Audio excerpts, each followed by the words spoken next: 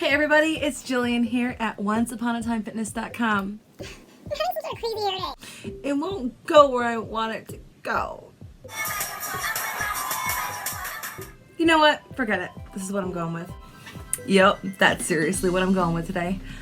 So today I wanted to talk about being an ESL teacher online in 2020, or because my mom has like a problem with the number 20 being used 2 times consecutively, 2020. Hey Jill, what year were you born? I was born in 1986. Does that count as a shout out to my mom? Shh, don't tell her. So anyways, I've heard like people saying like, oh, like there's so many like online ESL teachers and the market's oversaturated and I don't think it's something that I want to get into. And I'm just like, whoa. Are you kidding me? First of all, this is too successful of a market to peter out in just a few years. VIPKID, which is the biggest ESL company out there, was founded in 2014. That was only 6 years ago. A like $1 million industry. It's a huge industry and it's expected to expand. China's like super small. A population of like 1.386 billion. The United States, it says, has 325 million, and China has 1.386 billion. Let that sink in. So that basically means that there are 4 United States, more than 4 United States actually, within the country of China. And they all want to learn English. They all want to learn from a native speaker. So let me just read you a few things that actually came from the Chinese government. Like, I'm not making this up. I'm reading this off of the Chinese government's website in case you were curious and you thought like, maybe I'm just making this up and I don't know what I'm talking about, okay? So let's just see, like, what does China think about like all these Americans giving like, you know, classes to Chinese children? Okay, so this right here says that China is going to start supporting online education even more than they already do. This is coming straight from the Ministry of Education in China. The market for online education and training was valued at about 250 billion yuan in 2018. And just because I don't have like a converter in my head, I looked it up and this is what you're looking at. You're looking at over $36 million, and that was 3 years ago. So it says here that it was decided at the meeting that Internet Plus education will be promoted and various types of eligible market players will be encouraged to develop online education.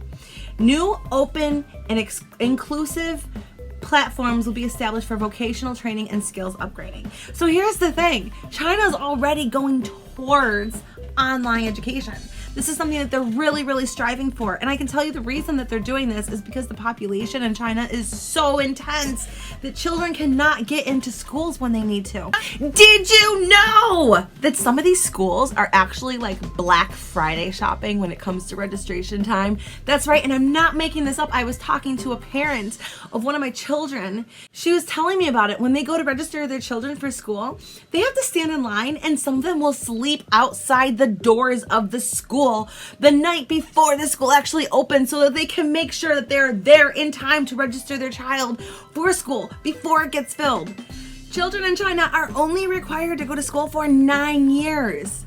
That's because they don't have public education available to the immense population of children in China past that 9 years of regular education. So they go to school for 9 years and then poof, they're done. They're done. They don't have to go on. And chances are, unless their parents have like lots of money, they're not going on to further their education past 9 years of high school. And that's terrible because they want their children educated.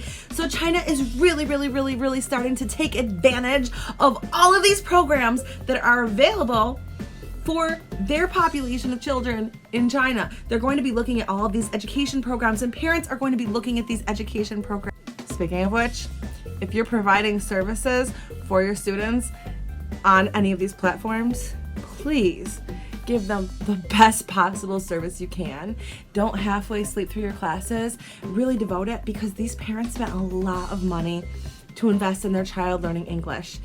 just if you ever have like a really bad day where you're like, oh my God, I can't do this, like really take that into consideration. These parents, they scrimped and they saved and they're putting like everything in it so that they can give their kids an amazing future. A couple of years ago, it was in the millions of dollars in that kind of industry, okay?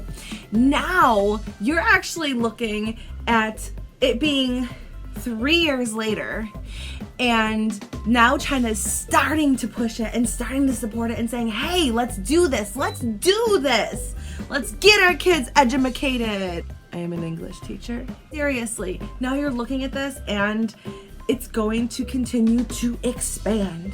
I've seen teachers saying, oh, there's too many teachers, they're gonna start cutting people's pay, and we're a dime a dozen, da da da da da da da da da da.